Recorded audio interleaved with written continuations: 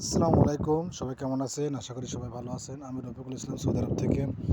এখানে একটা এসি একজন কাজ করতে করতে ফেলাতে চলে গেছে। এক কথায় উনি বুঝতে পারে নাই, কানেকশনগুলো বুঝতে পারে না, যার কারণে উনি ফেলাতে চলে গেছে।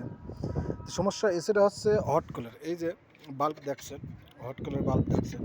তো এসিটা হট কালার। তো এখানে আমার 5টা তার আছে, 4টা তার আছে, সরি 5টা তার আছে। এই যে একটা আর এই যে 4টি, তো 5টা তার আছে। আমার এখানেও 5টা তারই ছিল, আমি কাটছাট করে দিছি, কারণ আমার হটের দরকার নাই। এক কথায় হটের এই জন্য দরকার নাই, এখানে যেখানে আমি কাজ করি এখানে 12 মাস গরম পড়ে। এক কথায় 12 মাস গরম পড়ে। তো যার কারণে এখানে আমার হটের দরকার নেই, এখানে আমার অনলি কোল্ড থাকলে হবে। যার কারণে আমি এখান থেকে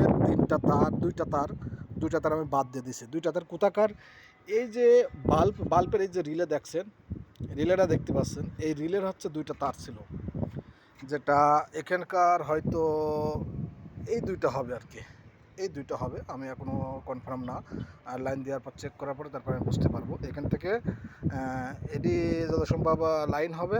আর নিউট্রাল আমি লাগাইছি।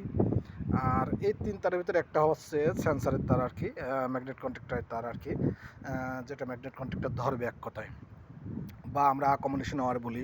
কম্বিনেশন ওয়্যার বা সেন্সার ওয়্যার, এক একজন এক নাম বলে।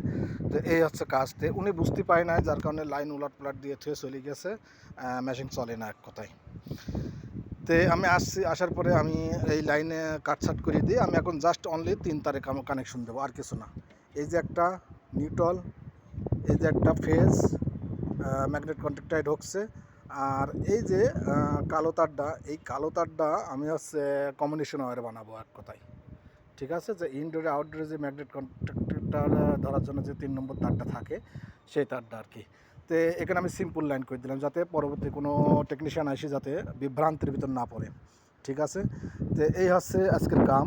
তো আমার এখানে কাম আমার এখান থেকে একটা ম্যাগনেট কন্ট্যাক্টরের লাইন দেওয়া আছে। ঠিক আছে, এই যে নিউট্রালের দিন একটা, নিউট্রাল বলেন আর ফেজ বলেন, যা একটা দিন ম্যাগনেট কন্ট্রাক্টরের কয়েলের একটা দেওয়া আছে। আর একটার আমার এইটা কম্বিনেশন হয়, যেটা ইনডোর থেকে 3 নম্বর তার আসবে আর কি, সেই তারটা দেওয়া আছে।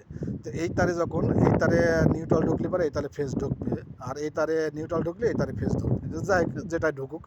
তো এখানে আমার লাইন দেওয়ার সাথে সাথে এই তারে লাইন পাই যাবে। এই তারটা লাইন পাবে কখন? যখন ইনডোরের আমার রিলেটা সারবে। ইনডোরের রিলেটা যখন সারবে তখন আমার এই তারের লাইনটা পাবে। আর এই তারের লাইন পরে তখন এখানে 220 লাইন পাবে।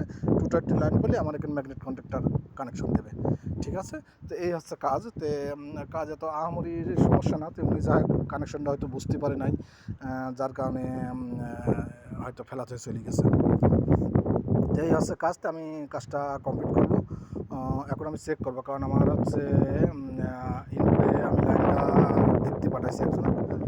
আমি 2 তার অলরেডি বাদ দিয়ে দেবো এক কথায়। আমি 3 তারে ডাইরেক্ট শুধু ঠান্ডা কানেকশন করে দেবো। ঠিক আছে, তো এই কাজটা। সবাই ভালো থাকবেন। আর যারা বুঝবেন না, যারা নতুন আছেন, তারা যদি কিছু জিজ্ঞাসা চান তো জিজ্ঞাসতে পারেন, অথবা যদি ভালো লাগে ভিডিওটা তো একটু শেয়ার করে দেবেন। ঠিক আছে, তো এই কাজগুলো সিম্পল, বুঝতে পারলে খুব সহজ, না বুঝতে পারলে কঠিন হয়ে যায় আর কি।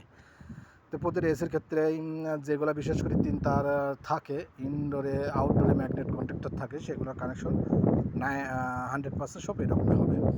আর যেটা আউটডোরে অনেক সময় 3 ফেজের লাইন থাকে, যেগুলো বড় এসি 3 ফেজের লাইন থাকলে একটু ভিন্ন হয়ে যায় আর কি। তো এটা 220 লাইন, 220 লাইন আর কি, ছোটো এসি তো, যার কারণে 220 লাইন। আচ্ছা, তো সবাই ভালো থাকবেন। আজ এ পর্যন্তই। ভালো লাগলে ভিডিওটা শেয়ার করে দেবেন। ঠিক আছে।